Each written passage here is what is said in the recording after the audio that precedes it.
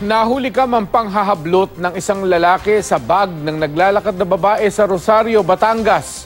Sa Baguio City naman nasunog ang isang sikat na cafe. Yan at iba pang balita sa Luzon sa report na ito. Sa kuha ng CCTV, makikita ang tatlong babaeng naglalakad sa gilid ng kalsada sa Rosario, Batangas. Dumating ang isang lalaking nakamotorsiklo. Dahan-dahan siyang gumilid para makalapit sa mga naglalakad. Nang makahanap ng tiyempo, hinablot ng lalaki ang bag ng isa sa mga babae. Ayon sa biktima, nagkakahalaga ng 4,000 piso ang cellphone na nasa bag. Inaalam na ng pulisya kung sino ang snatcher. Dead on arrival sa ospital ang 13 anyos na estudyante matapos malunod sa ilog sa Sarat, Ilocos Norte. Base sa investigasyon, nagpunta sa ilog si John Mico Salvosa kasama ang dalawang kaibigan.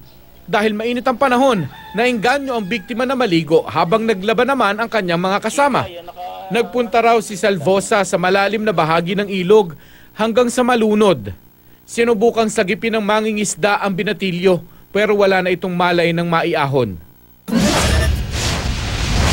Patay naman si Alfredo Lazo matapos mahulog sa creek ng barangay Longos, Malabon City.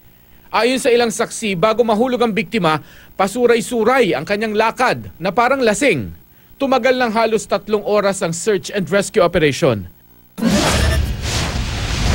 Nasunog ang sikat na Cafe by the Ruins sa Baguio City.